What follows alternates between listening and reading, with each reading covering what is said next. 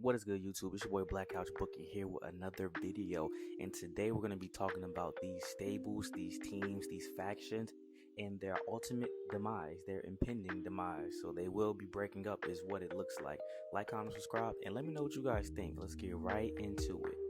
First off, if you haven't checked out my Money in the Bank video from my previous video, go check it out. I enjoy Money in the Bank. It was fire, and it sparked what I'm talking about today.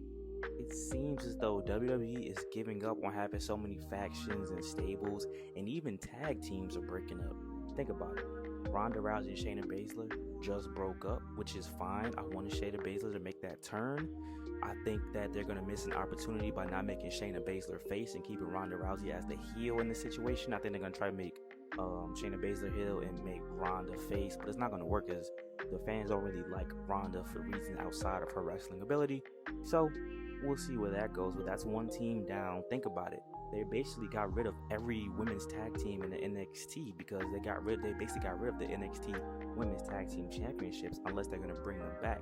You guys tell me. I don't really know, but it looks like they're getting rid of the NXT women's tag team championships just to have the women's tag team championships on the main roster, which is a little backwards because the NXT women tag teams were significantly better than the tag teams on the main roster, which is why they brought up so many tag teams from NXT to help make the women's tag team championships credible. But hey, WWE, what you gonna do? Okay, so that's that, right? Damage Control, they are on the road to be broken up. I think Io Sky is going to go face and Bayley is going to remain heel. And then Dakota Kai, when she comes back, we'll see that dynamic. I think she'll stick around with Bayley and they'll get a new member, or they'll just stick around and hang around, or Io Sky and Dakota Kai will both turn their backs on Bayley and Bayley will be the lonely heel that has no one watching her back anymore, which is fine.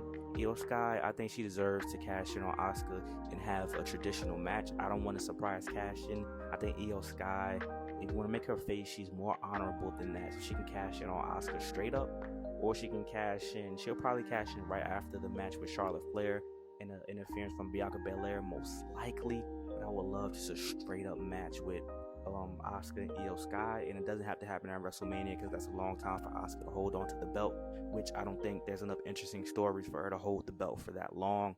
So I genuinely think that Io Sky and Asuka need to clash very soon, whether that be the Royal Rumble, whether that be Survivor Series, whether that be, I can't even think of any other premium live event that would make sense unless it was something that was overseas. Is there a premium live event coming up in Japan that we don't know about? Maybe. Who knows? That would be fire, though. That would be fire. So, yeah, so Damage Control is for sure about to break up. We see it, it's been written. You know what I'm saying? Io Sky is going to realize that Bayley pushed off the ladder. And I don't know if there's been any more build up from that because I didn't catch, Io Sky and Bayley doing anything on Monday Night Raw. I was too concerned with everything else that was going on. And speaking of everything else that was going on, the Judgment Day. So, shout out to the Judgment Day, man. They've been a great group. They've had their ups and downs, and they came from the ashes. When Edge, Rhea Ripley, and Damian Priest first formed, I'm like, okay, this is kind of cool. Then it got stale, and then, Edge got, betrayed by Finn Balor. And I'm like, okay, pick up.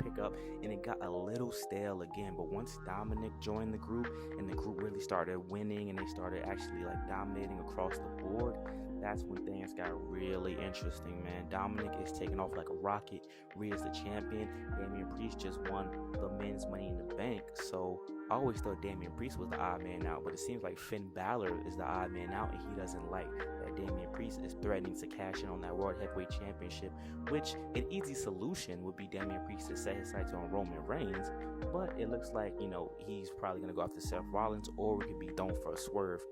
Two things can happen. One, they're going to break up legitimate. Damian Priest is going to turn face. He's going to cash in, get the belt, and he's going to go against Finn Balor, like their old rivalry in NXT.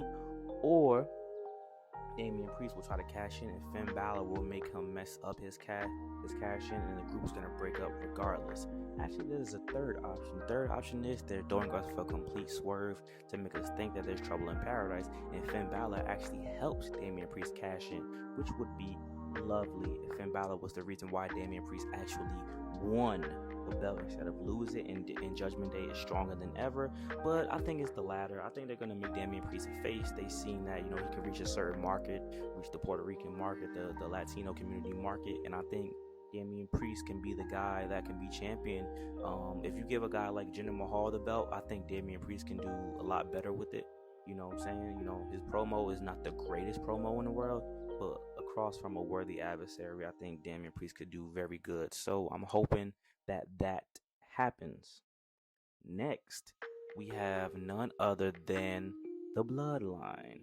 The Bloodline, yes, the Bloodline. So, what are my thoughts on the Bloodline? With the Bloodline, obviously we knew that they were gonna break up. We knew the story was coming for some time. So yes, it makes sense that the Bloodline is basically now officially broken up. So Sikoa is gonna turn on Roman because Roman keeps trying to hold him back, and he won't let him unleash the beast. Whether Sikoa joins the Usos and they're the new Bloodline or make a faction, that's neither here nor there. But think about this. Think about how WWE has been giving up on these tag teams and these stables and these factions lately. It all started with the Hurt Business. Even a small scale, Maximum Male Models. They gave up on Maximum Male Models. Maximum Male Models were at an all-time high. People were starting to get behind them, and they just broke them up. I thought the Creed brothers, we're going to win against Schism, and Schism was going to have to break up or go to the main roster, and they were going to break up from there, and Joe Gacy, maybe, this turns in Joe Gacy linking up with Bray Wyatt or something. I didn't know what was going to happen, but you know what? I'm very happy with with everything that's going on. I don't think we need a lot of teams and factions.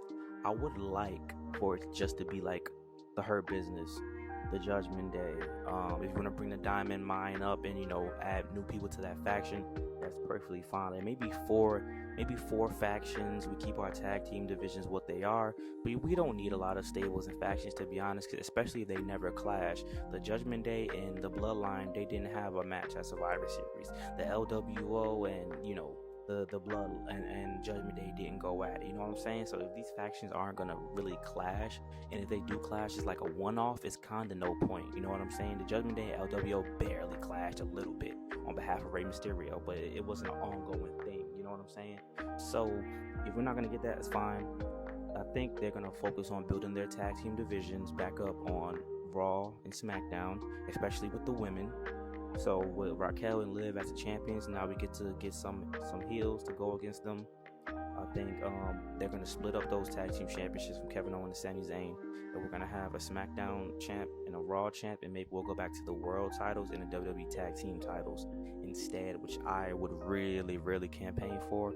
I want to see more. We have so many people who could be champions. The Street Profits The Street Profits should be on their way to be multi-tag team champions like the New Day and the Usos. It doesn't make sense to me why they're not that caliber yet, but we'll see. But you guys let me know what you think, man. Like, comment, subscribe. Got a cool little smooth video for y'all today, and I'm hoping you guys enjoyed. I hope you guys enjoyed my analysis. Let me know your guys' thoughts, and is WWE giving up on teams, stables, and factions? Let me know. Peace.